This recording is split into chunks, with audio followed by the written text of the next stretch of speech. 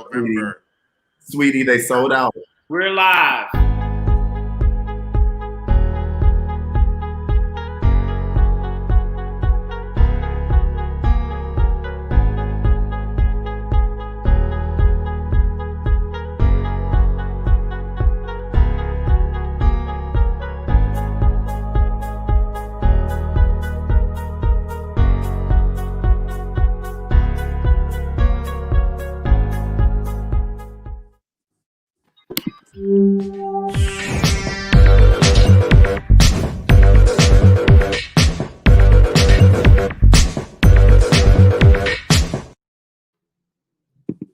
Hello, and everybody, welcome. We are sorry to keep you waiting, but we'd rather keep you waiting and have a continuous show than to start off and then have my Wi-Fi freeze and fuck up. So everybody, welcome to Five Guys on Live. We are happy to have you. Joining us again in the fifth seat as he is clearly making it his own is the one and only Darius Williams. Darius, how are you, my friend? You came through with the champagne-like stuff. We just need to get Marlo her peach. You know, you came through with the champagne-like drink in a champagne flute. I'm very thankful to see that. What are you drinking tonight? I'm drinking Prosecco. See, exactly. I knew it wasn't champagne, but it's definitely a step up from last week's Corbel. So we're glad that you are indulging here with us. What brand of Prosecco? La Marca. That's my favorite. That's my favorite for a weeknight on live. I agree. So I'm a big La Marca fan as well. And, you know, he always looks like Pharrell. He always is like, well, I always look like Oprah Winfrey. So, you know, with that being shared, I think, you know what, I don't know if we really even do the question of the week, Darius, but do you have a question of the week for the guys? Is it my Wi-Fi or is it Zach's Wi-Fi that's acting up right now?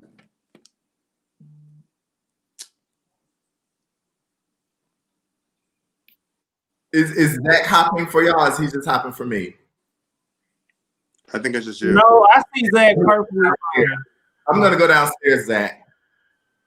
Well, you know, you're coming across clear, but you can definitely take this time to go downstairs and we can reframe and just kind of be ready to go as you return and come back to us. Awesome. I'll see y'all in just a second. It is a Wi-Fi night, people. It is a Wi-Fi night. And while we're talking about a Wi-Fi night, gentlemen, how has your week been as we get ready to go into our first topic? And our first topic is going to go to you, Rodney, as we talk about control of the Senate. But while we're waiting, gentlemen, how are you doing this week? I'm great. Great. Today was a great day, productive day. Got a lot done with work. Ready for the holiday next week. Yeah. Well, my week been very chill. I'm really thankful for that. I cooked some balsamic wings. I made a peach cobbler on Sunday and some Brussels sprouts. And I made my homemade tea that I set outside all day. So you know, it's really good. That's about it. That's all I did. Okay, so you made some Southern Sun tea with a sun. I did. Tea, and it came out wonderful. It did. That's a very Southern thing to do. I have never done that. That's not how I was raised, but I have seen it done, and I've heard it said that it makes a good tea.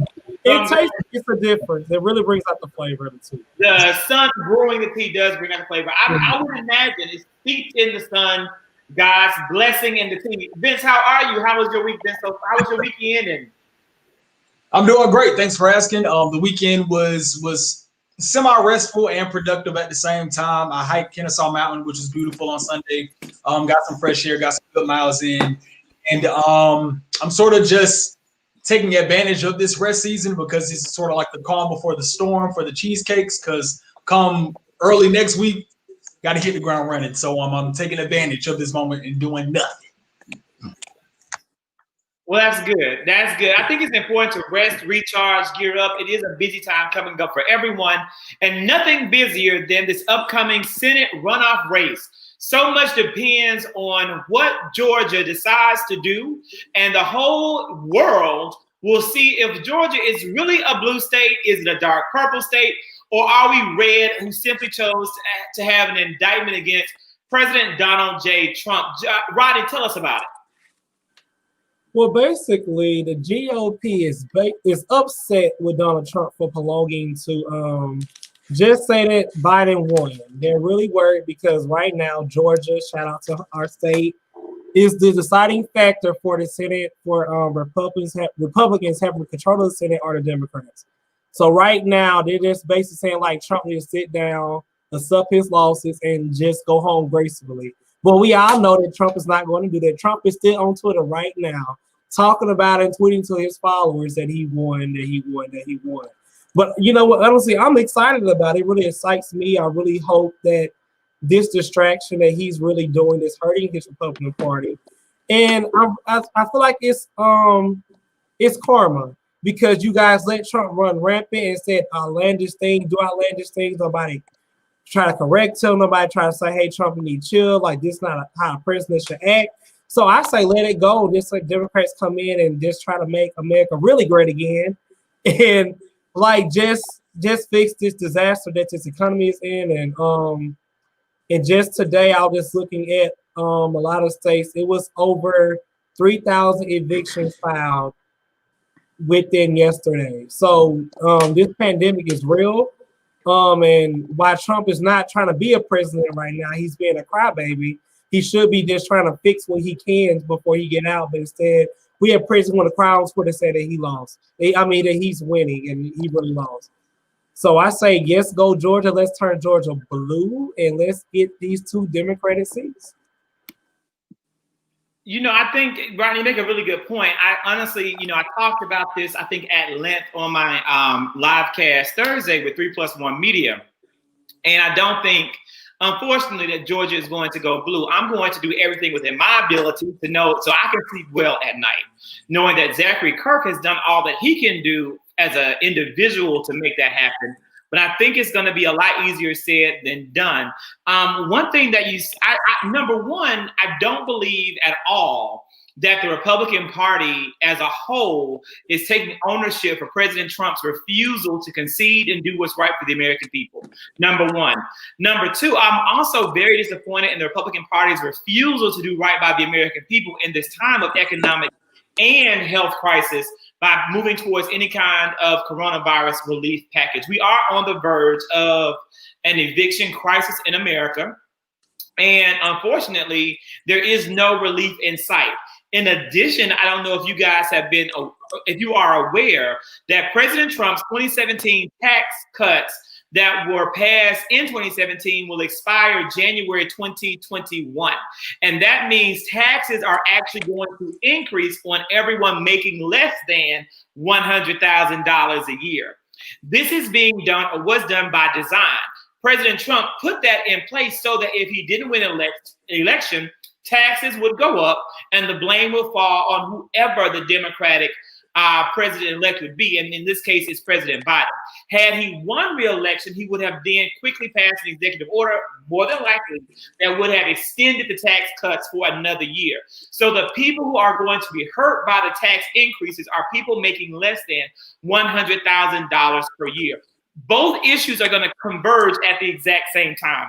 And it's really disappointing to me to see that this is how this can hurt the American people. And there's nothing that Biden can do because President Biden or President-elect Biden will not be in office until after January 21st.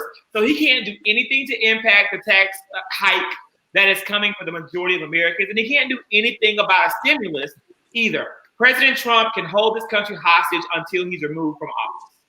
So quick question, how much is the taxes going up by? Actually, what I'm actually going to do, CJ, because this is an issue that I think many people don't know about. I went through, I researched it. It's actually, you can really Google this. It is actually a Wikipedia article that explains the 2017 tax plan and then gives you an incremental increase for how it's going to go up. And the people that will pay the biggest jump in taxes make between $0 and $10,000. They're going to actually have an increase in taxes of about $433 at the max. And it goes, well, that's actually not true. If you make between $40,000 and $75,000, I think you will see an increase in your taxes of $790. But the next group comes in at the people making 0 to 10. So it's really unfortunate. And I'm gonna write a Facebook post. I'll tag you guys on. I'll actually drop it into the Five Guys Online group, and I'm making a TikTok about it to educate those on that platform as well. Thank you. I appreciate that. But Zach, you know what's really funny? How you just said like how Biden is going to get blamed for something he has no control of. This is why I feel like shows like ours and many others are important, because we can tell people that this is not the doing of Biden. This is the doing of Donald Trump, who y'all woo high about. Even for his Trump supporters, this stuff is going to affect them. So a lot of Trump supporters are not the most richest people. I mean, I'm not trying to be shady. They don't have teeth in their mouth. They look like they own everything. I mean, I was just appalled. I'm like, wow, these are the people that's really voting for Trump. And this is what he is proud of. But hey, nevertheless, I just really hope that the message get out sooner than later that this is not Biden doing. This is the doing of Donald Trump. So for me, I actually did a quick check on history.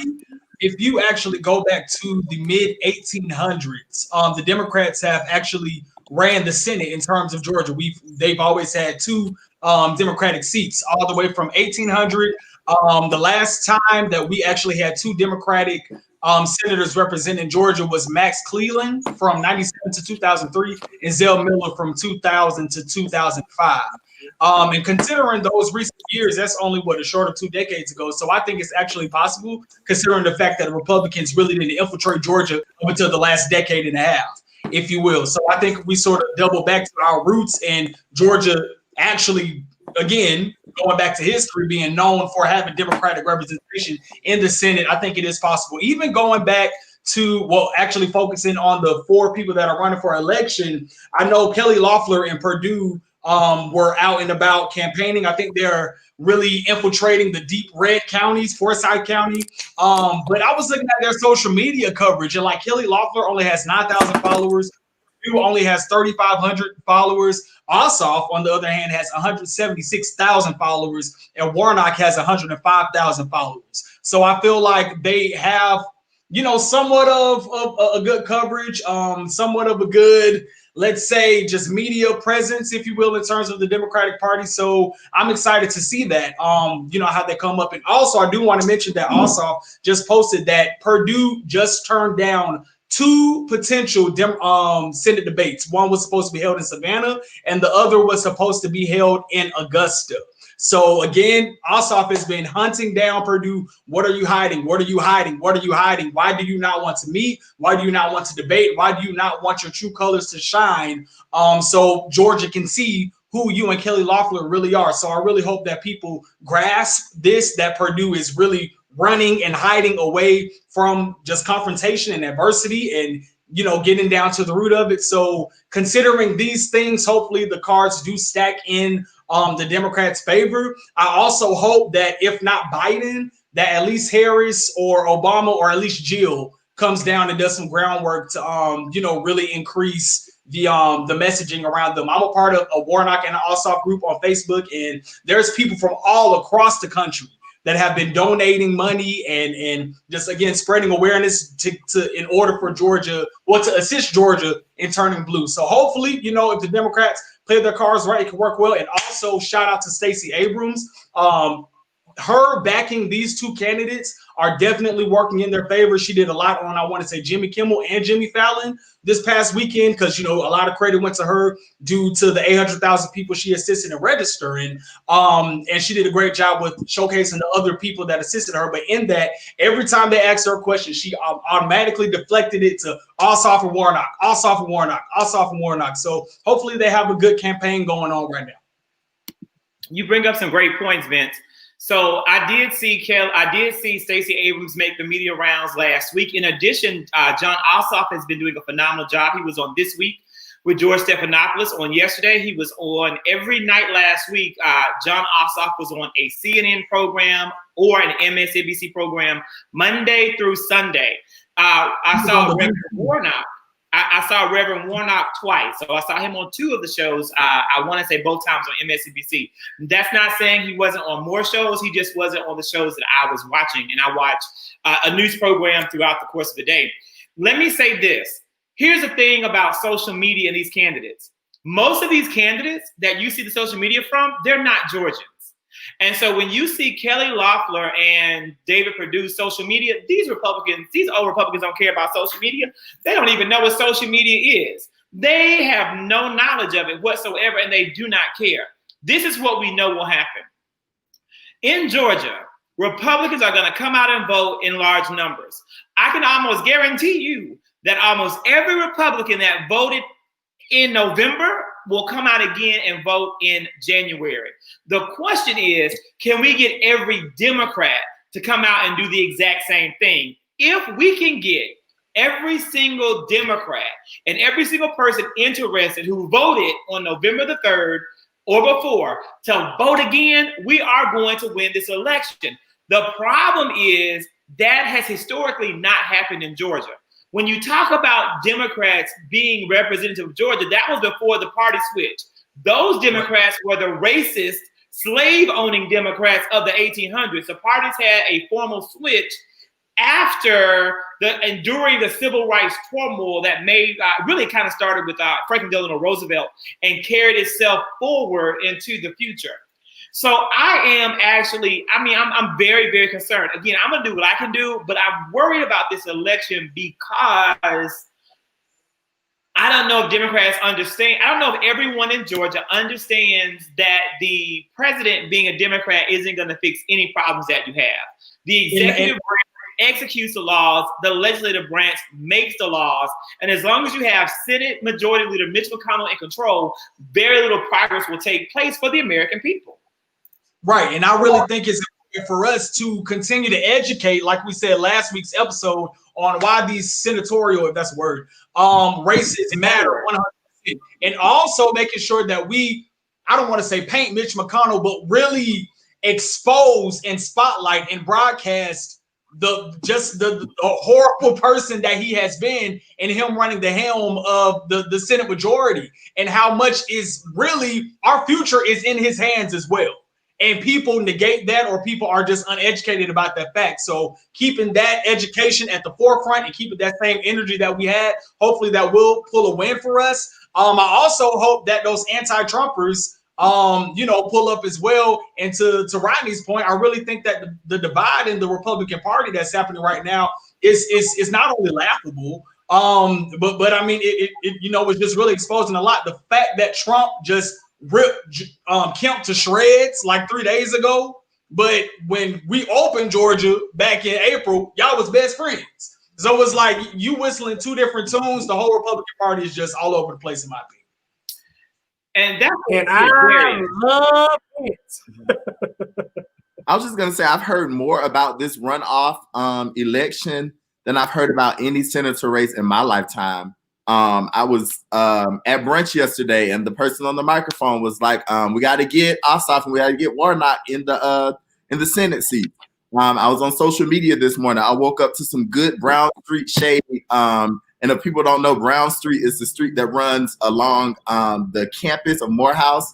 And I saw that Loeffler had tweeted, "We're gonna stand by Trump until the end of it or whatever." And Warnock clapped right back, saying, "You'll both be standing in the unemployment line in January." And that was some good Brown Street shade. But to see it being shared so much on social media, even if that's not demonstrative of the entire voting body, it does demonstrate that millennials and people who are younger are becoming invested in the process of politics. And so to see that be a hot topic this morning, I woke up, it made me proud. To just think about all of the people who I follow and to see it shared over and over and over again on the Shade Room, on the Neighborhood Talk, on Spiritual Word. These are the major blogs of our generation. And so to see that it was important enough for them to pick up and for people to have banter back and forth about it, it just shows that we are moving towards our generation becoming engaged in the election process. And so I think that we'll be fine.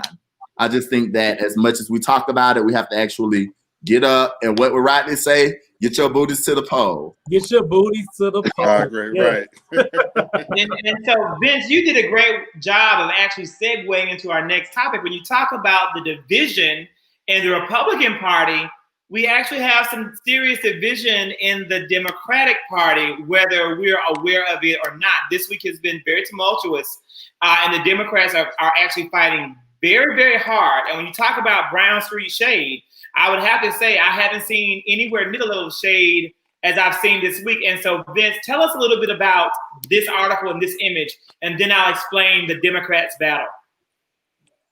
Okay, cool. I'm very curious to see how, your take on this. I thought this was a positive article. So basically in New York City, they are about to start a new program that will allow mental health professionals to start answering the 911 emergency calls in effort to reduce the police coming in and handling these calls. And we see how it can definitely shift and turn, and people can unfortunately get killed because they are not equipped and or educated to handling these types of situations. So just digging into, well, first off, before I dug into the article, there were more than 170,000, my apologies, mental health calls in the city. In New York City, they called in 911 last year, which is a very, very huge number. But nationally, and this is also reported from CNN, health hotline has seen an 891,000% spike in mental health calls as well. So going deeper into the article, it was a lot of mixed reviews, if you will. Max Kudish, who is the executive director of the National Alliance for Mental Illness, said it's a step in the right direction, but he would like to see no police involvement. He just wants to eliminate the whole thing. However, Mr. Joseph Silicone, I hope I said his name right, who is a retired NYPD sergeant, he's also happy about it, and he feels that this program will free officers up to do other police work. However, considering that you are dealing with mental health issues, the mental health professors or professionals rather may not be equipped to handle in the event that the situation goes left and it does get volatile and things of that nature. So this program definitely comes short of the unfortunate killing of Walter Wallace Jr., whom we all possibly may remember, that happened in late October in Philadelphia. I believe some riots and looting sort of happened directly after that. And in that particular situation, the family actually called 911 and requested an ambulance to assist in diffusing the situation, diffusing him, because Walter Wallace, my apologies, needed mental health assistance, but the police showed up instead. And then, as we all know, it resulted in, and again, an unfortunate hashtag, if you will. So it's definitely being met with some mixed reviews. Me personally, I do think it is a step in the right direction, but the question I want to pose to you all, does this help the entire issue? Remember, this sort of was birthed around the defund the police program. I mean, not program, conversation. Is it a small step forward in the right direction? And if it is successful, do you see other cities possibly replicating it? So I want to pose that all to you. So they did say that this program would consist of EMS workers and mental health workers who deal with mental issue crises. I do believe that this would be a step in the right direction. I also do believe if it's something successful, I do see other cities following suit. I also do feel like this is a way to eliminate police officers being called out for unnecessary things when they have the mental health people, and they can be, focusing on bigger crimes. Now, they also did say in the article that the EMS workers will come out first, and then if the cops need to come behind them, then they will come at that point. But I do believe it's a step in the right direction. I think it's something great. I think it's something that should have been happening, honestly, just because of all the cases that we've been having with mental health in the past 5 to 7 years. It's been more of a hot topic now. People have been becoming more open about their mental health and, how it's affecting them. So I'm glad that they're doing it now. I have to agree with CJ. I'm just thinking about all the unnecessary deaths that happened when police officers just showed up because they might have had a bad day, or they might have been stressed about something. They just use their gun just because. I'm just really thinking about how many lives this program can actually save. I think a lot of situations not needed for a police officer to come. And if this is a part of like defunding police and putting other health professionals or people who are trained to do health situations, I'm here for it. Like I said earlier, I know Zach took a dig on me last week, but we can take away from education. I don't see why we can take away from the police. I would say, like, when the conversation initially started about defunding the police, I feel like it was ill-titled, because if the goal was to not necessarily defund the police, but to make sure that funding was equitably distributed so that things like this could happen, then that is what they should have said. And so I think that people are more open to the idea of mental health professionals dealing with mental health crises. People would be more open to the idea of, distributing funding as opposed to funding these large prisons or jailhouses in the cities, redistributing funds to having after-school programs or programs for children who want to venture off to entrepreneurship or things like that. And so I think the main idea was that when you put the funds in the places that they need to be, you can be proactive as opposed to reactive. And so as hard as it is to hear, a lot of police officers will argue that when these crises happen, they did the best that they could.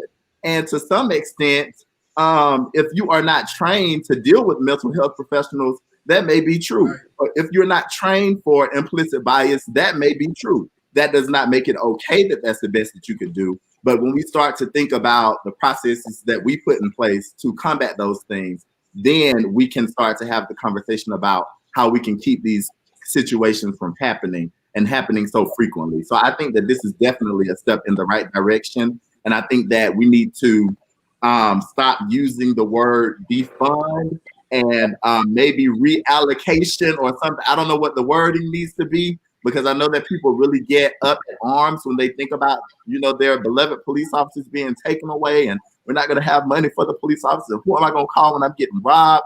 But I think that at its core, the idea of making sure that you have funding in the right places is a great conversation to have. And I think this is a indication of, what it looks like to move in the right direction. Yes, I have a question really quick, you guys. I remember one time I had a car wreck, no lie, on Northside Drive. Somebody reared into my car, towed my truck up.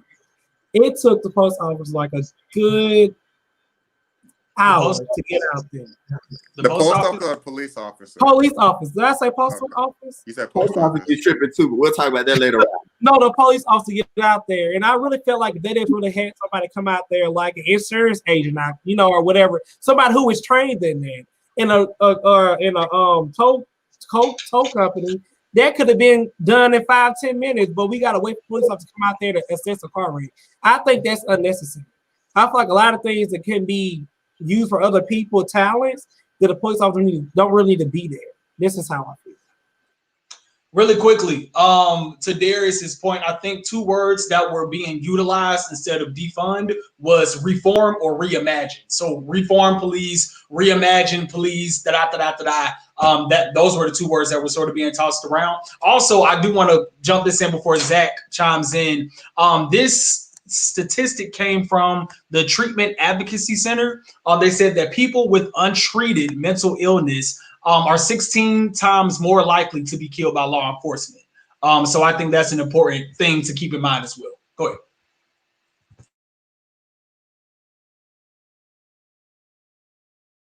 So actually, this is a huge issue, guys, in regards to what you're saying. So as a matter of fact, many supporters of defund the police came out last week and said anyone wanting to change the name, they had some very harsh words for it. They stand beside and stand behind defund the police. That's what they say they want, these activists. What you can do that might give even more insight into it is to go to Twitter and use hashtag defund the police, and you will see the many people who are angry about the Democratic Party trying to move away from defund the police.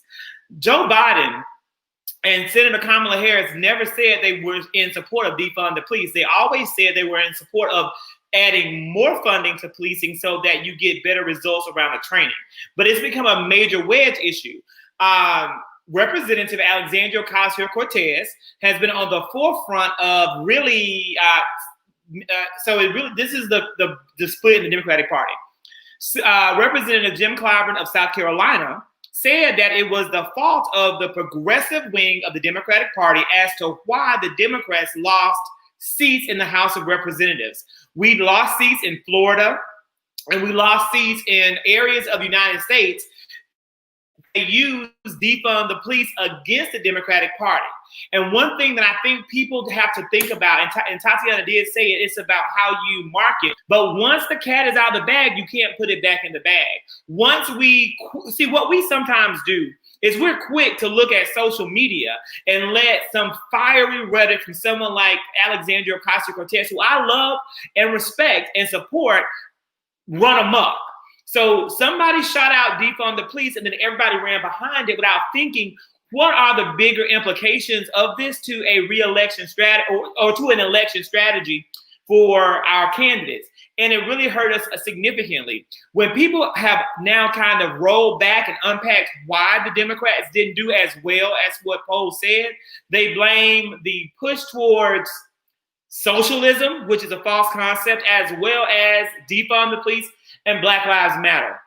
And what you now have, and what I saw this week that was extremely concerning, it's this one Black Lives Matter advocate from Philadelphia. I can't stand him. I don't know his name. I don't want to know his name. When I see him, I get angry and I have to stop and meditate and focus on the Lord. But he literally said, and he's attacking Joe Biden, saying that President Biden won't meet with us. And I'm angry because this man is not president of the United States yet. There are bigger priorities in the United States, like COVID-19, and the fact that 1 million people contracted this disease in 1 week. In 1 week. We are on the verge of an economic crisis of epic proportions, with you have 3/4 of Americans on the verge of eviction. We have other things that we must prioritize at this present moment than President Biden sitting down with you to make you feel seen and heard. He sees you. He hears you. He knows that Black Lives Matter, and he knows that this issue around police brutality and criminal justice reform is important. He doesn't have time to talk to you because he's dealing with nut job running around saying, I won the election. And all of that pisses me off.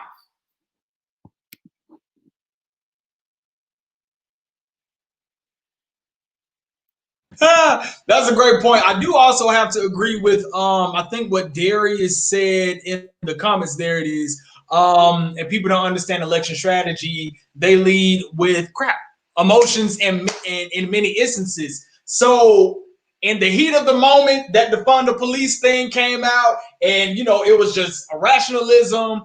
Everybody thinking off of impulse, and the Republicans grab a hold. They grabbed a hold of it and made it a whole marketing strategy. And also to Darius' points, I feel like the Democrats do not do a well enough job in fighting these these things that are coming against them. They just sort of, I never said that, and then they leave it alone. But the Republicans are drilling it.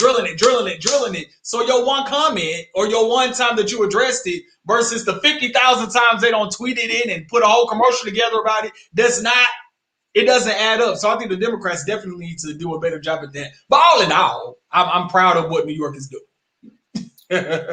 And you know what? As they look to bring in mental health support, maybe they want to bring in this lady. CJ, go ahead and tell us why Iyanla Vanzant is your topic of the day.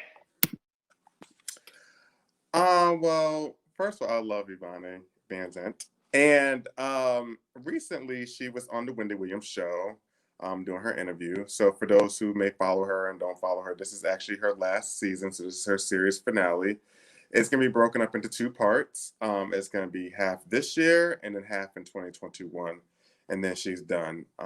No, she didn't get fired. No, she didn't quit. She just said, relationships must come to an end.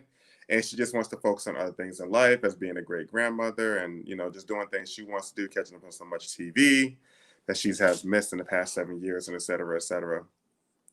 On her show, she recently had Shay Johnson. If you guys are not familiar with Shay Johnson, she was originally broadcasted on The Flavor of Love back in the day as Bucky. And then she also made appearances on Love and Hip Hop Atlanta as friend of Scrappy, and then she became a regular on Love and Hip Hop Miami. She came on the show to get healing for her family. And in the midst of the show, she walked off, and it was said that Ivana kicked her off the show and stormed out the house when okay, beloved, right. When that wasn't the case. And Ivana wanted to kind of clear the air up because Shay had went to social media saying horrible things about the show, horrible things about this lady, and she just wanted to clear the air up and just say, hey, I didn't kick her off. We're not a scripted show. She came to me specifically saying she wanted to get healing with her family. And she wasn't in control of the process, really, honestly, so that's why she stormed off. And Shay went to also say that Ivana abuses her power towards people and mentally screws them up in a sense. So I brought this up because first, I do respect the lady. She's been successful for the past 7 years. And I just wanted to get people's opinions, if you watch the show, if you don't watch the show, do you believe that this woman was really using her power to get over on people? Because that's what Shay put out there. Well, I want to jump in first, CJ, and say this lady's name is Iyanla. Whatever. That's her name, Iyanla. And this isn't the first time that someone has come forth to say that Iyanla is abusive in that way. And Tamar has said it before, too. Tamar is one of my favorite people. I really understand her. She's a Pisces also. And I understand that Tamar is spoiled as August. She's the baby of her family. But to watch the way that show went, it was very clear that Iyanla had a level of expectation for respect from the ladies in that room that she was not giving in return. And so when Tamar called her out on that, she was very defensive about it. If you tell me that, I remember that episode. Mm-hmm. If you tell me that, when I speak, you won't speak, and then when you speak, I won't speak, and that's called respect. Then as soon as you start talking, I'm cutting into you like this. How is that mutual respect? And so I did see the episode with Shay Johnson on it. I didn't see the episode with Bucky, but it's not hard to believe Shay that Johnson. It ain't Shay Johnson. I'm sorry, Shay Johnson, because when she went on Charm School, she denounced that name. We threw it into the name represents ignorance, baby. But she's still ignorant. But no, the process for therapy, I don't know if you all have ever been in therapy before, but it is a difficult process. And there will be times that you feel like, you don't necessarily agree with what your therapist is saying, or there will be like uncomfortable moments. But the main thing that I took away from the interview with Iyanla, which was very cringeworthy between Iyanla and Wendy, it was like watching cats fight. I was like, Wendy was being shady as always, because she made a comment about the whole Lunel thing and said, well, Lunel's going to go on the podcast and say some things. And she was like, well, I don't know what she would say because, she hasn't spoke to me. And then Wendy was like, well, why would she need to speak to you? Exactly. And like, I'm just like, okay, like Wendy, just throwing shade as always or whatever. But to kind of rewind and answer or go off what you said about the whole therapy thing, I've been in therapy and I'm definitely in favor and recommend anyone to go to therapy. And I think it just depends on your therapist and who you have. My therapist, he's very understanding and he would allow me to go places if I wanted to. He would never force me to. Right. However, he would make it clear that, we will have to attack it one day, somehow, some way. But he would not force me to go there if I didn't want to. And he wouldn't make me feel uncomfortable. I think that's why I said I think it just depends on the doctor that you have and how they work, and if they're aggressive or not aggressive. Of course, she is very aggressive, as we can see in her show, and I don't think that's an act. I think that's who she is. She's Brooklyn all day, so I get it. But they're also making TV, and that's the other thing, that I would not go on TV to do therapy. Like, I don't think that my therapy should be entertainment. But the point I was getting to, and people are also going to her show, so I mean, oh yeah, people continue to go. But the point I was going to make was that Shay said that her goal for going onto the Fix My Life show was for her family to get healing, and Iyanla that Shay left and her family got the healing. And so the point that Iyanla was making was that it was uncomfortable for you, but your goal was accomplished because you wanted your family to get healing, and family got their healing. You just weren't a part of it because you decided to leave. Well, she also put it out there that she kicked her out the house and she didn't. That's what she's saying. Shay said that the producers asked her to come back. Or they asked her to come back, right? But when she came back, Iyanla would not accept her back.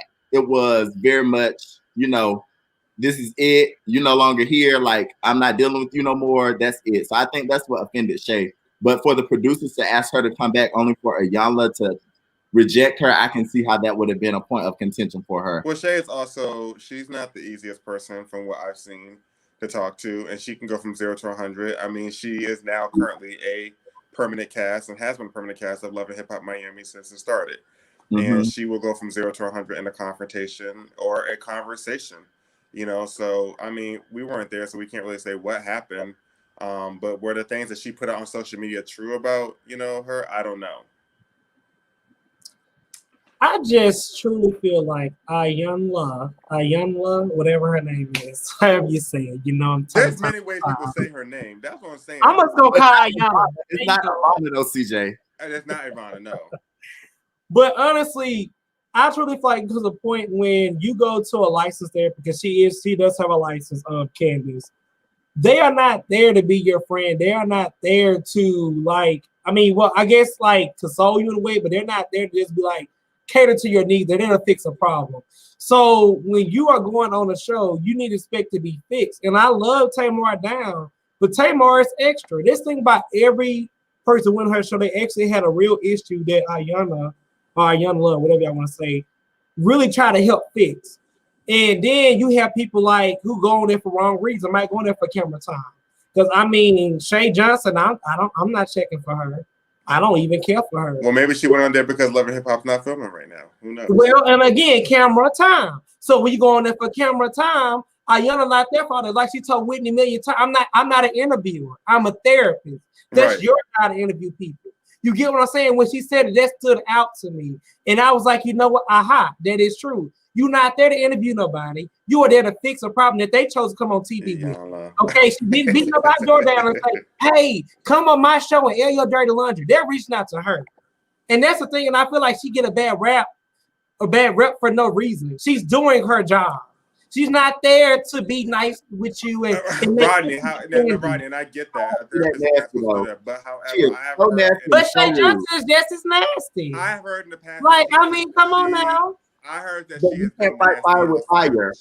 I'm gonna say this: if I'm being respectful to you, and I mean, y'all always got beat up by a little girl. Like these people be very aggressive towards her. Like, come on, y'all. Like, yes, no, we gonna call a spade a spade.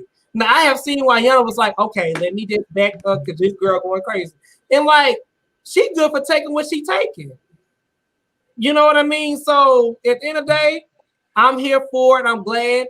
And like she said, who needed healing stayed, and they stayed and got the healing. Shay Johnson will still be Shay Johnson fighting on Love and Hip Hop, and got these. You know, I ain't gonna say what I'm gonna say, but she's still gonna be Shay Johnson. And I don't. Well, I'm glad she checked Wendy too. I'm glad she checked Wendy.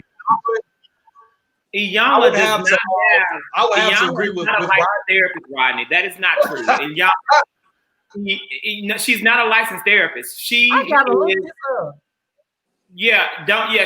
licensed therapist. And so that is the issue that many people have had with the show. And the show has pending lawsuits against it. She's a trained attorney. She has a law degree, a Juris Doctorate. She is, as Candy pointed out, a Yoruba priestess. That is true as well. She has a license in spiritual counseling, and it's like a metaphysical style degree. But in regards to actually having gone through real training to be an actual counselor, no, she is much more of a life coach. And again, this is what she's accused of in the lawsuits, right? What Shay Johnson said is that she gaslighted her, is that she takes events that have happened in her life and then flips those events on people and makes them reconsider what they actually experienced to see if they really experienced it, which can cause a level of psychosis and misunderstanding of what someone has gone through. Now, I'm not taking sides. Let me say this. I did not watch the episode. Had the episode been brought to me in time, I would have watched it like I watched all the episodes of Lovecraft Country that Vince brought to the table and gave me a weekend to review it. I also wasn't able to watch the Wendy Williams show because I don't watch Wendy Williams on a regular day. Well, I'm going to cut you off right there. What I will do, let me finish this, if I may. Let me finish if I may. If I may be granted the gift of finishing my thought before being interrupted, because I knew that you would do that. What I'm going to do, though, I knew you would throw shade as you always do. I'm being honest. You see it as shade. You see it as Brown Street shade. I see it as Zachary Kirk truth. No, not Brown Street, baby. Yeah, same thing. What I am going to do is I'm going to find time this week to watch the episode and then be able to be more informed, just for my own personal knowledge, to see if Ayala, y'all got me confused, if Miss Van Zant was correct or not. But I kind of think that might be a little bit in alignment with Tatiana and Candy. I'm thinking that she couldn't be my therapist either. Mine either, Zach. Well, so go ahead, Vince. I just feel before y'all, because I know it's coming, it's already in Arsenal. Before y'all jump down this spiral, nowhere ending road, I just feel at this point in Sister Van Zant's career, you already know what she is about. Boom. Everybody watched her. She done went viral a gabillion times. Whether you are being reached out by show producers or you are willing to come to the show yourself, you already know what she's about. It's a pattern. It's a cycle. That is her way. That is her way of teaching. That is her way of guiding. That's just her way. That's just her style. Every teacher, manager, boss, director has a different style. If you do not agree with it, if you need somebody to cuddle you, and make you feel better, then that may not be the arena for you to be in, and be content with that. But don't willingly place yourself in a situation after a decade place of watching this lady do what she do, and then once you get gaslit or whatever you saying she did, now we want to catch offense to it. Now we want to throw out lawsuits and all this stuff. You already know what this lady is about. You already know what her credentials was prior to. This is already out there. You know, so that's my thing about it. And then for me, the root of the conversation, the root word of the conversation is process. Trust the process. Life is a marathon, not a sprint race. Everything is not going to be resolved overnight. And so, given the fact the 2-minute clip that I did watch on the YouTube, in regards to it, you know, Shay, when I think her two brothers were like, "Hey, Shay, you are rude and disrespectful," that moment, and she felt slighted because she wasn't able to voice her opinion. Who says that she was not ever going to voice her opinion? That just was not your time. You have to what? Trust the process. You came to my show. You are looking to me for spiritual guidance. Yeah. Okay, this is my show. This is not Shay Fix My Life. This is not Mona Scott Young Fix My Life. This is not Love and Hip Hop Miami Fix My Life. This is Ayanla Fix My Life. So you are in my arena. So you should be able to do what I'm requesting you to do. We watch Maury. We watch Jerry Springer. That is, they run their shows. You don't see these people. Well, I don't believe that. That's my baby. You wrong. No, this is the Maury show. This is what the lie detector said. This is what's factual. If you disagree, if you don't want to hear the truth, your ass should have came on my show. Period, point blank. You know, and I just feel like that's to your point, Vince, and also to Candace's point. She says on that interview with Wendy that her job is not to fix the issue for people. It is to create a discomfort inside of the people, or to stir up some confrontation with their particular situation that they feel compelled to push the work forward. And so I think that, you know, her methods might be unorthodox, but for me, like, I just do not see someone truly seeking healing by going on a TV show. That is not your sole reason for going onto this TV show. Because if your sole reason if your sole purpose was to seek healing, then it would not have to happen in front of everybody. There is some ulterior motive. And like Stacey said, it may be compensation. It may be for clout. It may be for, you know, clicks and views or gifs, or it may be for whatever. But I would not personally go onto a television show that's going to air out all of my deepest and darkest secrets, even with Tamar talking about her the sexual assault allegations being brought up in that room with Ayanla. I would not even want to be in that type of situation that I could be taken advantage of in that way. But money. It was $5,000. Did you not know that they chose to go on the show? That's what I just said. Yeah, okay. I was just like, what? No, that's what I said. I would not do. I'm saying that their motive is more than to just get their life fixed. It is to get that camera time. And if you notice, it's the Sheree Whitfields, it's the Nefertarias, it's the Shay Johnsons, it's the you name it. It's the people who are like in the limelight for a while, and then I'm no longer on Real Housewives of Atlanta. Let me run over to Y'all Van Well, no, she had DMX, people that were Memphis Bleak. I mean, she had people that had. And she had regular people too, though, People that Derek. have been Well. big So rap it's not all celebrities. Listen. Whoever they are, they want camera time. That's what it is. Or they would just go to a reputable counselor, or they would try to set something up outside of the cameras being there. Well, she got her master's in psychology. I think it'll be better if Ayanna cultivated her show if it was more so on a Netflix platform and it was a docuseries. And this was a month or a 2-week, 3-week kind of process where we can watch the whole unfolding of the healing versus I got to unpack all of this stuff in a 1 episode, maybe 2 episode time frame, which equates to what, maybe 5 to 6, 4 to 6 days. I mean, she's on OWN. That's a good network. You don't think OWN's a good network? This is what I'm saying. I'm saying if you were to go to a streaming service, you are not stipulated of trying to unpack all of this family drama of decades in a 1 hour time frame where you can actually unpack it 55 minutes, 45 minutes, 56 minutes, like episode by episode by episode, and we can really see what true healing is. You can go on the journey with them because it's a process.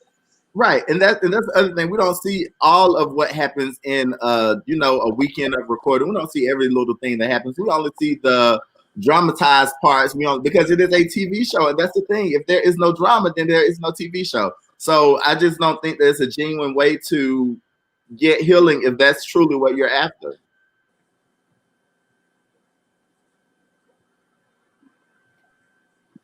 And guess for the Ayanna Van Zant show received in the beginning $5,000. I'm not sure how that's changed. Someone who's going to be receiving more than $5,000 is The Weeknd. Why don't you tell us about this, Vince? Yes, so this was actually an eyebrow raiser for me, if you will, that The Weeknd was just chosen to be the Super Bowl halftime performer coming up this February. He said that he's humbled, honored, and ecstatic to be the center of this infamous stage next year. 30 years old. We know The Weeknd. He has 5 #1 hits, I believe. He's very eclectic in his sound. He mixes R&B and pop and, all this stuff together. However, what sort of raised the eyebrow for me is when you think of past Super Bowl performers, Beyonce, Diana Ross, Justin Timberlake, Bruno Mars, Madonna, Janet Jackson, Michael Jackson, Gloria Estefan, Christina Aguilera, Britney Spears, like you have entertainers, Jennifer Lopez and Shakira that unpack this, 13 to 20 minute halftime extravaganza, and they put on a show. For me personally, The Weeknd, I didn't really see him yet in that light to be on this main stage. So I wanted to just put it out to you guys. Will you be watching? Do you feel that, it should have been possibly another performer to do it? Or do you think he'll collaborate with somebody? When what's the people? The guy Maroon 5. Not Maroon 5. Like Maroon 5, they had assistants. They had Travis Guy and then the guy who did the Coldplay. Coldplay had Beyonce and Bruno Mars. So do you think he'll do a collaborative kind of show, which I think he should? I definitely put it out there. I definitely think he will. I mean, The Weeknd, I agree with you, Vince. Like, The Weeknd is, he's not a performer. He's a singer. He'll give you a show. He has hits. I do think because Jay-Z and Rock Nation are going to be producing this halftime, and this is the second time that they actually produced a halftime, I think because they have something to do with it, I think that they're definitely going to have some major collaborations for him. I don't see him doing it by himself, though. But I would say this. If Jay-Z and Rock Nation was not producing it, I would be kind of skeptical. But because they are producing it, I do believe that they're going to have some major hitters, join the stage with him to make it, a festival, halftime show.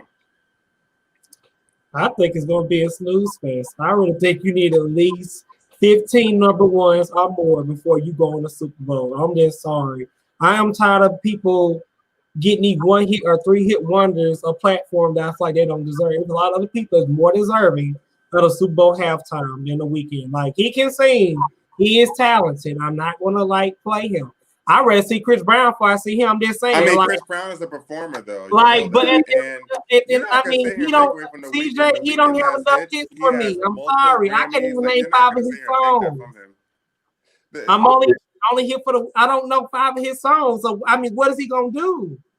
I said I think that he's gonna have, because who's producing it, I feel like they're gonna bring some heavy hitters out for him. I hope they have some great heavy hitters. And then while you have your heavy hitters, outshine your main performer. That's what I'm saying. It doesn't make any sense. So if you don't have 15 number ones, I don't see it for you, baby. Do you need 15 number ones to do the halftime show? No. I think you do. I think that is one of the biggest most watched shows in the world, in America, for sure. So I think if you're going to have a president on that stage, you need to have some number ones. I'm sorry. I don't think Lady Gaga has 15 number ones.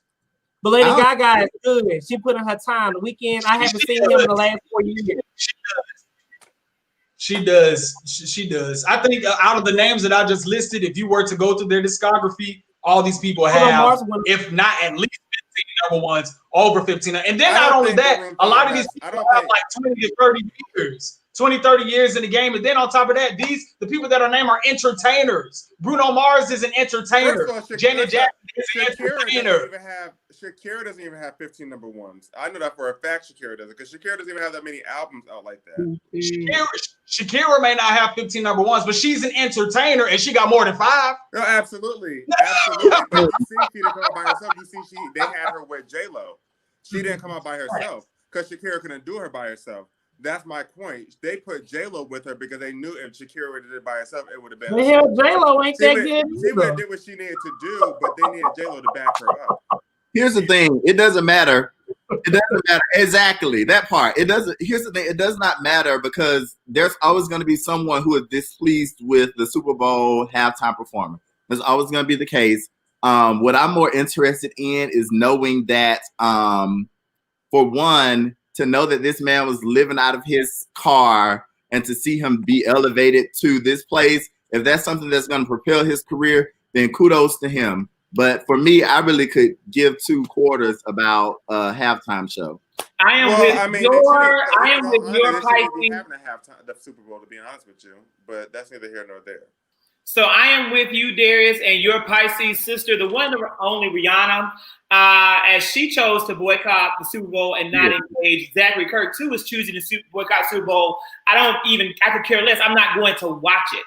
In the year when Black Lives Matter proved so pivotal, I am not going to support the NFL and their efforts to re-win the love and adoration of Black America by putting Jay-Z on there and bringing you The Weeknd. These games and shenanigans don't make up for how you have failed the Black community in the past. And there may come a day when I am going to once again be able to watch a Super Bowl and enjoy a halftime performance, but it most certainly won't be 2021. I'll watch it on YouTube. I always watch it back on YouTube. Gucci versus Jeezy? Oh, God. So I have a question. So did T.I. turn down the verse battle with T.I. and Jeezy? Hey, man. That's my best friend, y'all. Hey, Malik. I think he did, Rodney, because I know T.I. posted the new graphic with Jeezy and Gucci saying, now this is a show that we want to see. And then not only that, Versus put up another graphic and immediately took it down with T.I. versus Lil Wayne. That was supposed to be happening like early December. So that may be a reason why T.I. pulled out. Maybe they sort of reformatted it. I don't know, or what have you, but yeah. Well, I'm happy because I really feel like T.I. was going to blow Jeezy out of the water. He don't have enough hits. Like, I don't understand. We got all these people trying to do verse battles and they have no hits. Well, first of all, the main criteria is that you have to have over 25 or 30 songs or something like that in order to even do that. People have to know. Okay, you know 25 songs of Young Jeezy? I don't listen to Jeezy like that though. So Darius, this is what I want to know. So this is what Darius, you've been on the show now. I mean 29,000 times. And this is the first time that we've seen your best friend. So while y'all are going back and forth, I understand you love your best friend and support, but I want to know, best friend, what you been for all these other shows? I'm just asking and saying. First of all, and hey Darren, how you doing? My friends don't have to tell you where they've been. I tell the people who I want to tell about this show, and if they're on Facebook and see me post about it, then they'll come. But as for my friends and what they plan to do with their Monday evenings, that is on them, okay? He is here tonight, so you welcome him with open arms, and you tell your fellow former colleague hello. You speak nicely. If you can't, you're gonna sit in the kitchen.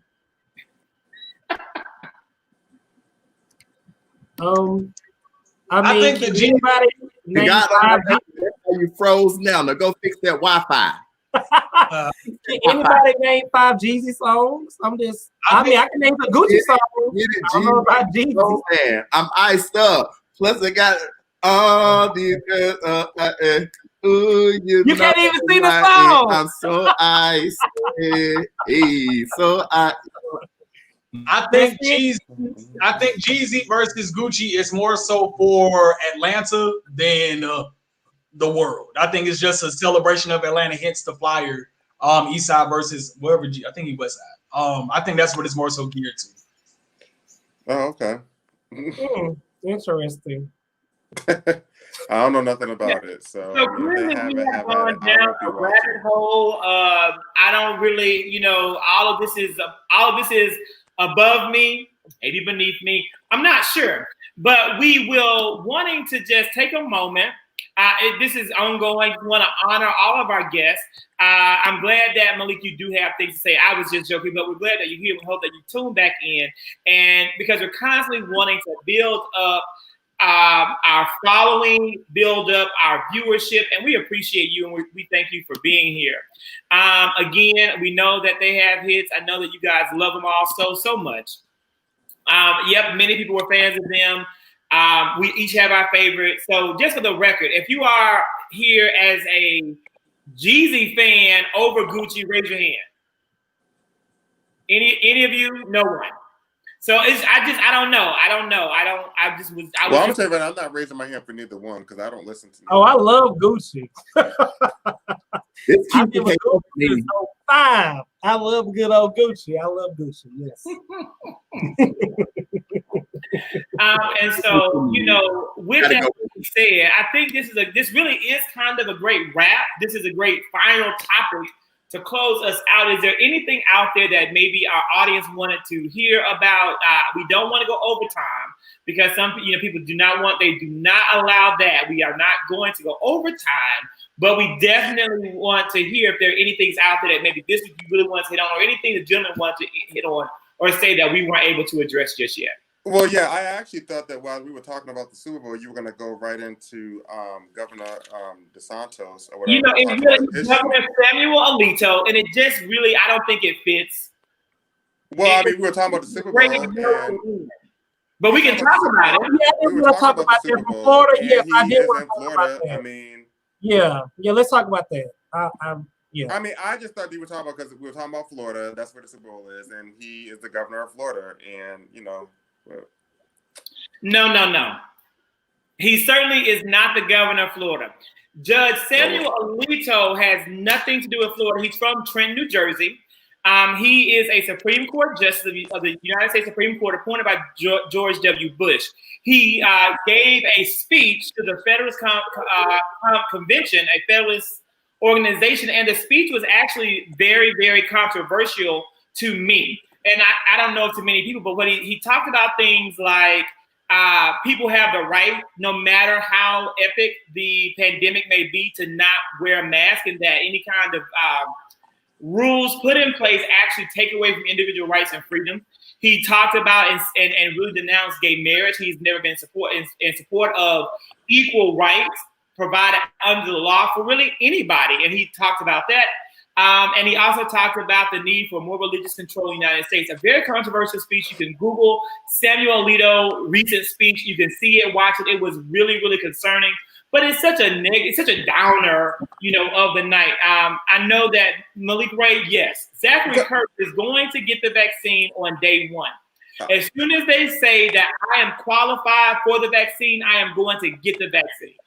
Quick question. Did you say that Ron DeSantis is not the governor of Florida? I said Samuel Alito. I wasn't even talking. I didn't even say Samuel. So what were you talking about? I don't even know who that person is. I was talking about Ron DeSantis being the governor. Oh, I thought you meant the other article. What's I don't in know there nothing about that article. It's what Darius sent in. That wasn't in the slate that Vince sent out. But Darius, tell us about that. Oh no. It was over the weekend, and I was probably a little intoxicated when I read about it. However, there is a bill that is being considered, or an amendment to a bill that will allow Florida citizens to shoot at protesters who they deem to be violent or to be looters. And I think that it is some extension of the stand your ground type thing. And my great aunt and I were talking because she lives in Jacksonville. And she was just stressing the importance of being safe out here in the streets. And then she told me about this bill that is being proposed that is, of course, going to disproportionately affect Black Lives Matter protesters and people who are out, I guess, protesting on behalf of the injustices that are happening in our country. But it gives onlookers the opportunity to shoot them without penalty. And so I guess, determining factor was the level of discomfort or the level of danger that the person assumes that they are in if they see someone looting. And the question that I had was, how would that work on the other hand? So if I am protesting peacefully and someone comes and they are, being provocative or trying to provoke me into, I guess, wrath or anger, if I shoot them, will I be protected under the same law? And the answer is overwhelmingly no. And so I just wanted to make sure that people were aware of these types of, I guess, processes that were being considered in Florida. Well, it's more than that, too. It's actually more than that. So he also wants to make a third-degree felony to block trafficking during protests and offer immunity to drivers who accidentally kill or injure protesters according to HERO law or whatever. He wants to do that as well. Well, I want to say this, and I guess I'll get some backlash, but hey, it's okay. Am I here for you shooting people in the street that's protesting peacefully? No, not a 500 feet. I think that's crazy. That's ludicrous. That doesn't make any logical sense. However, do I think you have the right to protect your business that feeds your family, employs people that need this? What's we're looking for? That is surviving off of the income off of your place of your business? I say yes. If somebody want to come and break in your business that you worked hard for, and they try to burn your business down to the ground, I think you have every right to shoot somebody. It's like somebody walked their ass in my house, and I didn't invite them in my house, and they do whatever. I'm gonna shoot their ass too. So I'm just keeping it real. I don't get it. I just believe in protecting what's yours. People. I disagree, Rodney. I feel like if you are not in a situation where your life is being threatened, then the answer should never be to. No, this is for people who are trying to break in your business while they riding acting stupid. I understand exactly what you're saying. Well, that's a looter. That's a looter, and shoot them. You are not being directly in a threatening situation where someone has your life at danger. Then the answer is never to be shooting someone, because at the end of the day, even criminals do not deserve to die. That is why we have judicial processes. So it's okay if you to break in somebody's stuff, steal all their stuff? You said what? It's okay if people to break in people's business, steal their stuff? I just said you shouldn't shoot them. So what would you do? Honestly, if you had a business that that was employing a lot of people that depend on it, what would you do? I'm gonna follow the chain. I'm gonna do what is I'm gonna call the police that have been defunded, and I'm gonna ask them to come and check out the scene. And if I feel like my life is directly in danger, I'm not licensed to carry. But if someone around me is licensed to carry and they can shoot them, then that might be okay. But the answer is never to kill someone. I didn't say shoot to kill. I said you can shoot them. I don't think I'll ever shoot somebody, kill them by shooting your kneecap. This is Florida. This is Florida, where George Zimmerman was let off the hook for killing Trayvon Martin in cold blood like an animal in the wood, like an animal in the street. There is no question that this law is not being passed to protect businesses. This law is not being passed to protect homeowners. This law is being passed to shut down and end the protest that people of color and Black people in particular did in Florida in protest against the killing of innocent Black people by police officers. That's what brought into retaliation of. And unfortunately, Tatiana said it earlier, Florida is lost. So I'm not gonna set foot in Florida until they go blue again. And I'm a Miami vacationer. I love going to Miami, but it's on my list of canceled places too. And CJ, I do apologize. I misheard you. I really thought that we were going, Vince sent the list out and I was going by the list, but I did read that article. And I'm thankful that you brought it up because it is something that I think we need to talk about because people don't know that's happening. Right. You have Republican lawmakers like Governor, and it's not just the same, this whole entire Republican crew that's out here really trying to limit the freedoms guaranteed to all people, but specifically people of color in the United States Constitution, and it's shameful. It's shameful. And I'll go further that the night that the Black Lives Matter protests and the looting happened in Atlanta the first night, I was planning a small birthday party for one of my closest friends at his apartment. And my mom is blowing up my phone, blowing up my phone, blowing up my phone, blowing up my phone. And I'm not by my phone. So when I get to my phone and see I have 20 missed calls, it's her to tell me that the people are rioting and looting in Atlanta. And she's so afraid that I'm out protesting because I might lose my life. And so even when I want to, be a part of this, be civically engaged and voice my concerns, I can't even do that because my mom can't sleep peacefully at night, worried about whether or not I'm going to be shot for saying Black Lives Matter. This is a slippery slope. And it is these types of legislation that allow people like George Zimmerman to get off. And so when you start talking about standing your ground, at its core, at its base, it might seem like it's innocent. It might seem like it's something that's for the people, but you always have to ask, for what people is it? Well, let me make sure I say this correctly. I'm probably text earlier. I'm not talking about shooting protesters protesting peacefully and just doing their God duty that they're supposed to do. It's the First Amendment. I'm talking people literally burning down businesses and breaking in your stuff and stealing your stuff. I don't have any empathy for anybody like that. I feel like if you break in my house, I don't know what you might come try to steal or whatever. I don't know what you're here for, but you broke in my stuff, so I'm going to protect myself, and I'm not going to apologize for that. I'm not. Right, they can go to jail. Let them people take them to jail. That's why a lot of my uncle got killed like that for someone breaking his house and he didn't have a gun. And no, it's too many stuff that goes on. I feel like it needs to be allowed where you can protect your stuff and protect yourself. You going out shooting people and running over people with cars? Hell no, that's crazy. No, but if people are like having freaking whatever you like gas stuff with and light a fire and throwing your business and burning your stuff down you worked hard for, how would you feel? You're talking about a Molotov cocktail. I'm gonna call the company personally. I'm just saying. I see what Rodney is saying. I definitely see what Rodney is saying. Zach, I think we talked about this last week. I don't know if you're able to watch the movies, The Purge, but this is an unleashing of what The Purge could potentially Say that again. Say that again. It is very, just like Darius said, it's a very slippery slope because we know that these MAGA people, like you talked about, yes, we have a lot of white supremacists, but that 0.7% gonna run renegade in the event that this thing would be passed, and it's gonna take an unfortunate situation, and these people, it's just gonna be a killing spree out there. And I speak against that. I don't claim it, but it has the potential to be that way, and it's unfortunate. It's unfortunate. It's the problem. I'm calling 1-800-INJURED. I never said I agreed with the law for the people in the back. I never said I agreed with it. I said protect your shit. That's what I said. That's what I said. But we talk about.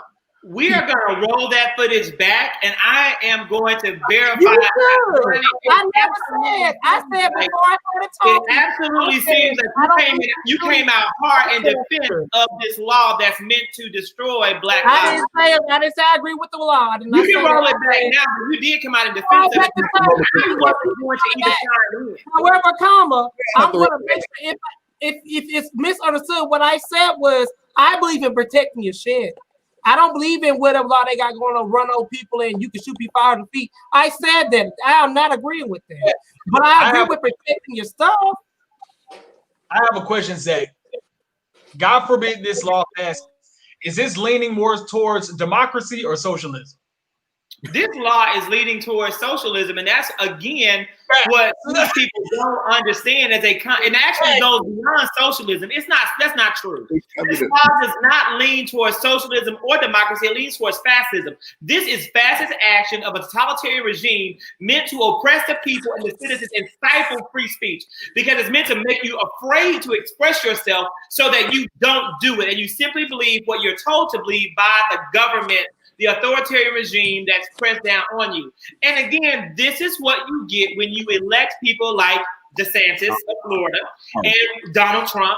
It's what you get. And thankfully, the American people, by more than 5 million voters, have come out in opposition to these actions, point blank. And you know what the reality is?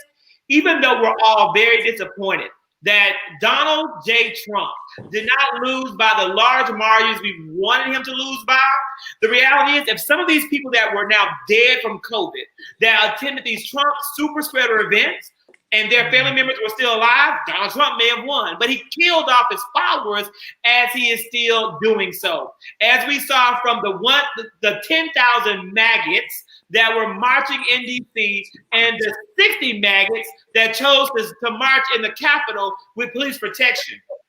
That was despicable. Now they're going to bring COVID all around the United States, and we have to be extremely diligent. Today, I went and purchased 7 new masks as well as 3 new face shields because I am looking forward to Christmas with my family. It is, I have sacrificed the whole year and I really want Christmas. However, I am going to get tested 2 weeks before the holiday, and I'm just going to be prayerful about that moment because I refuse to put my mother, who suffers from Crohn's and has a compromised immune system, in harm's way for any reason whatsoever. And, it's heartbreaking. But the fact that this pandemic is continuously spiraling out of control, again, we hit 1 million new cases in 1 week. In 1 week. It took us 2 months to hit 100,000 dead people. 100,000, cases. And now we've skyrocketed to 1 million and no one's batting an eye. It is heartbreaking. We just got to do like Joe Biden and hide in the basement with the biggest mask that we can find, because that's clearly been effective for him. But, So, Devin brings up a good point. Devin, I think that this is what I think. Donald Trump is going to leave office. But unfortunately, I have come to realize that Donald Trump is not going to leave American mainstream media and society. Many people. You said, what happened, Darius? He'll run again? Well, if the Lord's willing and the creek don't rise, he'll be dead. But provided that the Lord extends grace and mercy, he will be alive, and he very well could run. In 4 years, Donald Trump will be the same age as Joe Biden. Over the weekend, Vince, I did not watch The Purge, but instead I read a book called The Strong Men. I heard about it on NPR. Turning Point, and so I went immediately and downloaded the book. The book talks about how authoritarian regimes and dictators have risen to power and how they've overthrown democracy. And they talked about Berlusconi in Italy and how he came to power and how he lost after denying the election results, after saying the elections were rigged, and then in 4 years they put him back in power. They did that in Italy in 2008.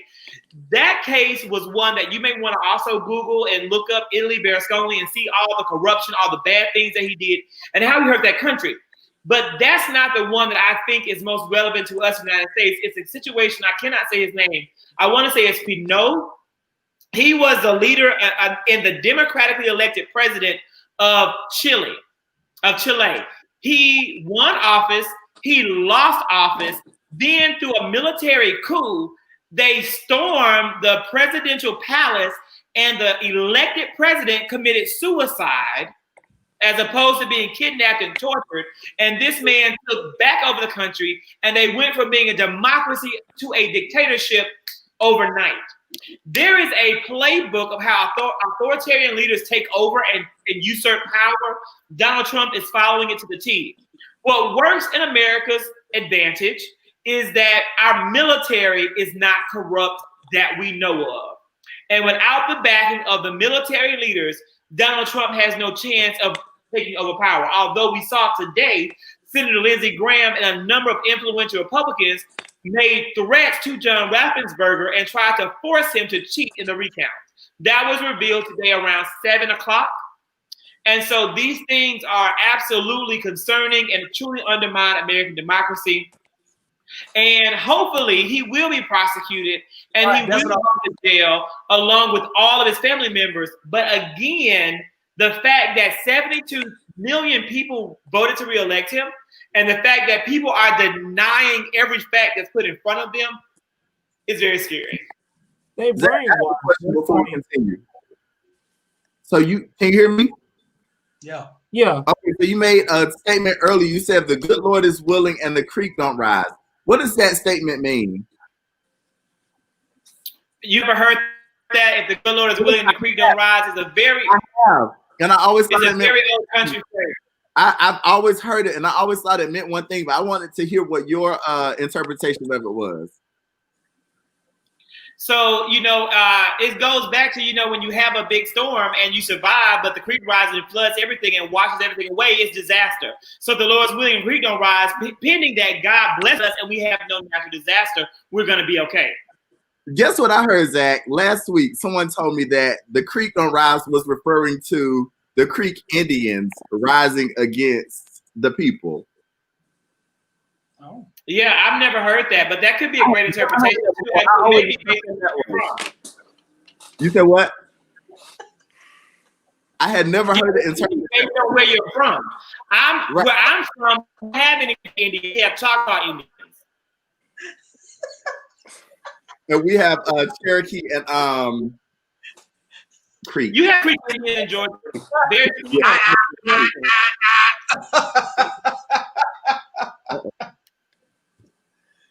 Wow. I heard it last week. I was last week years old when I heard it that way. I just wanted to see if Zach, the historian, had interpreted that same way, or if he had it a different way. It's the historian. Yeah, I just Googled it again, Darius, for confirmation. This is from an actual American slang interpretation. And it refers to unpredictable and extreme rainfall in the Appalachian region. But guess what? It also, in some parts of the world, refers to Creek Indians, the Creek people. So both interpretations, according to Wikipedia, are accurate. I never heard the other one. I always interpreted the way that you did. Yep. It presumably evokes occasional and unpredictably extreme rainfall in Appalachia. But it is also sometimes thought the word Creek instead refers to Creek people, but this is not the case. So it's a misinterpretation of it, but it's common that people think that, and I think it's okay. To let the person who tried to argue me down know that they're wrong. Gotcha. We prefer, Levick, that we call them the Creek people. That's what Wikipedia said, the Creek people. We no longer call them Creek Indians. Right. It's not appropriate. Indians was a misnomer because they thought that they were in India when they arrived in the Newfoundland, which is now America. So that's what they call them. Yeah. Some people that have history degrees would know that, but I guess when they start teaching English, they forget their history background. Who are you shading? Levitt, whatever his name is, Lev. I'm shading Lev, who's a historian that now teaches English. So with that being said, we are approaching everyone that 90-minute mark. We thank you for joining us, Darius. As always, thank you. Gentlemen, tell us what's going on this week and share any final words and updates and things that you have awesome happening in the world with our audience.